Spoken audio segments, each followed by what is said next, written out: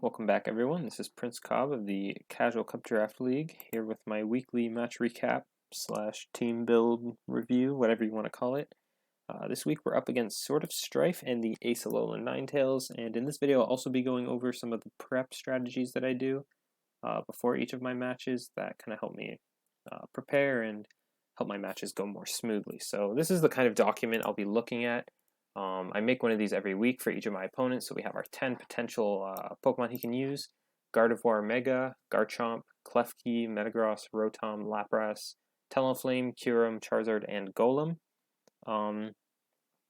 This team is honestly very threatening in its higher tiers. Gardevoir is pretty fast, very strong. Special attacker, Garchomp is fast and can set up or just end you. Klefki has amazing support, having Prankster ability with a ton of status moves and very good defensive typing. Metagross also has good defensive typing. Talonflame is pretty good kamikaze mon, I think. I did run it last season. Kyurem is also hugely powerful, especially equipped with Z move, which I was very scared of. Charizard kind of acts as a slower Talonflame in some ways, but definitely has its utility, I want to say. And Rotom Mo also has a decently good defensive, but it is also a good defogger, and it has access to Volt Switch. So yeah, this is the kind of document I'll make every week. It has basically kind of these immediate threats that I need to watch out for in each of these mons, things like Taunt, Volt Turn, Hazard, Removal, and Setting. And for each of these mons, I'll get the list of their speed tiers, see what I can outspeed. For example, I don't need to max out speed on everything if I only need to check whatever's in the tiers below me. So in this case, Gallade has 192 speed with a positive speed nature. In order to outspeed a 252 speed, positive speed natured Garchomp, for example, I don't need to max out that speed because I'm not going to outspeed Talonflame as long as he's smart about it.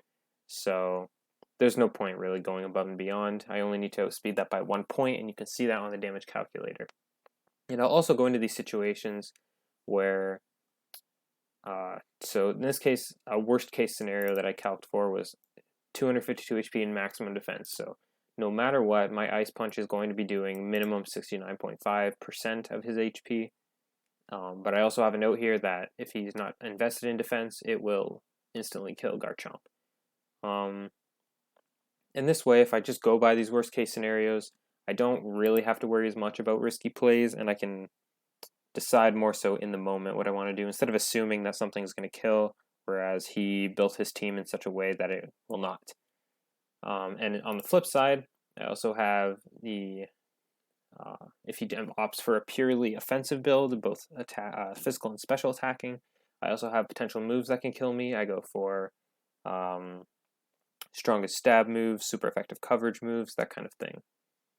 So yeah, just doing this, I feel my mid-match decision making is not the greatest, or it definitely needs some work. So being able to do this prep beforehand definitely has helped me in the past and surely will continue to do so. So moving on to the team build that I went through. Starting off with Gallade, of course, the very strong core of my team, has great coverage moves, is very fast. And in this case, I did spread that coverage a bit thin. I had about one move that could cover 2 or 3 mons each. Had Earthquake specifically for Klefki and Metagross. I had Ice Punch for Garchomp because being able to outspeed it and kill it with that is pretty important in my opinion. I don't want to let that get set up. I have Low Kick, which is a weight-based move, so its power will increase up to 120 depending on weight categories of Pokemon. So I did originally run Close Combat to cover Kyurem, to cover Lapras, to cover Golem as well to a lesser extent, but I did find that all of those mons were actually enough to get up to that 120 power on Low Kick, which is basically equivalent to Close Combat without the potential defense drops. And that also has a side effect of being having 120 against Metagross, even though it hits neutrally. And that is stab, of course. So overall, Low Kick, I feel like, was definitely the better decision over Close Combat, though it did not make a terrible difference in the match. And then, of course, we have Poison Jab, which Gallade's able to outspeed Mega Gardevoir, and it will kill it with Poison Jab. So moving on to Coco, I did go for a bit more of a utility offensive build this week. It's definitely not the most potential that Coco can do, but it kind of filled a niche that I needed to. Dazzling Gleam being it is the fastest mon on my team, so it will outspeed absolutely everything. Thunderbolt can kill Talonflame, which otherwise Talonflame would outspeed everything else I have. And I do have Substitute to kind of set up. If he led Klefki, then I'd be able to kind of use that minimum one turn. I assume he would set up, put up a Substitute, and now I have a potential turn advantage when he switches out. And yeah, Dazzling Gleam to cover Kyurem specifically. Overall, though, not terribly innovative build. I did have speed just enough to speed everything, including Talonflame, and I did invest in special attack and some HP. I don't remember specifically what the HP was for, but doubtless to probably survive something or reduce something to a 2-hit kill. Melodic is a very potent wall that I've used in the previous season to put Flame Orb on it to proc Marvel Scale, which will increase its defense by 1.5 times without having to worry also about getting toxic. But as a flip side, you'll see this in the match, it actually ended up screwing me over. You do have to keep on top of its recovery if you opt for this build, because the burn will wear it down or kill it if you get really low. And I did bring Dragon Tail on it, solely to kind of abuse the rocks weakness that we see with Lapras, Talonflame, Kyurem, Charizard, and being able to stall. It wasn't going to be a terribly stalled match, I didn't think, because there's just so much that can set up on Melodic. Talonflame can set up with Swords Dance, Garchomp can set up with Swords Dance, Kyurem can just break through it.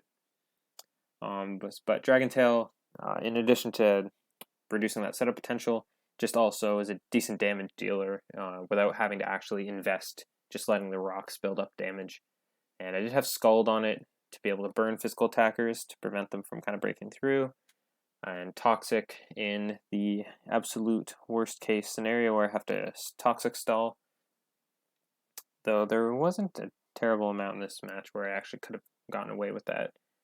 Moving on to Lurantis, I put a lot of thought into this build. I very much wished I could have done more with it, but I did put Poisonium Z on it with Poison Jab, so that Poison type Z move would be able to one-hit kill Mega Gardevoir, while also having a defensive build here between HP and special attack and defense. That would be able to survive a Mega Gardevoir Hyper Voice. So, in addition, Lurantis is able to set up with Superpower and Contrary, so instead of lowering its attack and defense, it will actually raise it by 1. Each Superpower gets off, but Lurantis, while it does have decent recovery in Synthesis, both Synthesis and Superpower are limited to 8 PP each, and it is very slow. I gave it 4 speed EVs here, specifically to outspeed Golem, I believe, if he did not invest in it whatsoever. But yeah, this mon is almost always going last, so you kind of need to bulk it up and hope for the best. I did also have it on here as a defogger, just in case Coco is dead, and he does have access to rocks on multiple mons as well as spikes on Klefki, so that was an absolute worst case scenario. But yeah, Lurantis was kind of just sacrificed to reset the momentum in my favor, which is unfortunate. Now, as for Azelf, this mon, very flexible, extremely fast, and decent offensive stats as well, base 125 in both. I did give it Explosion, I gave it Fire and Ice Punch, and I gave it Stealth Rock as my rock setter.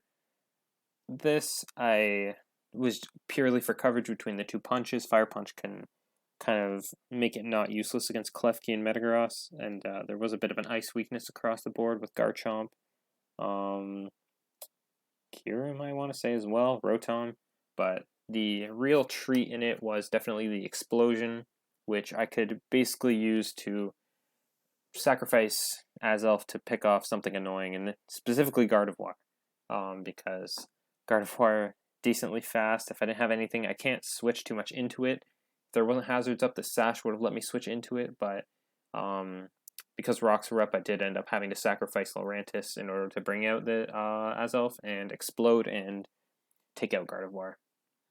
And finally, we have Clawitzer, which also did not play too much of a prevalent role, but I did have some good coverage here across the board, of course, with its Mega Launcher, with Specs, with Mass Special Attack. This thing is a nuke.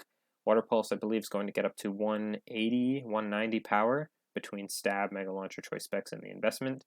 So, and you can just spam that every turn, and it hits most things neutrally. Did not get a chance to use this though because, like Lurantis, its speed is pretty disappointing, which is to be expected considering its extreme force. So yeah, this is the team I went with. Now we will finally go over the match. And this match actually surprised me because he did not bring Klefki.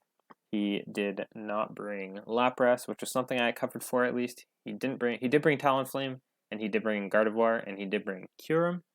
So overall, some of the big threats were there, but it was a very huge relief Klefki was not there. So yeah, let's watch this match, and I will talk over it as usual. So starting off, he did go with Metagross as a lead, which has the potential to set rocks, and you'll see we both set rocks this turn as a start. And I do start going for the Fire Punches right off the bat, just to kind of see what build he went for specifically. He does miss the Toxic here, although against Azelf, you can kind of, it's very frail, you can kind of just 2-hit kill it. He does switch into Talonflame here, and now it's back under the rocks %.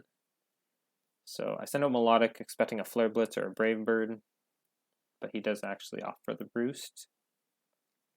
Melodic is burned, so now it's immune to basically any Toxic from the opposing side. He switches out to Gardevoir, traces Marvel Scale, but that's not going to make a difference because he is forced, and see, that's where it is immune to Dragon Tail, so I did waste this turn. So I switched out to Lurantis.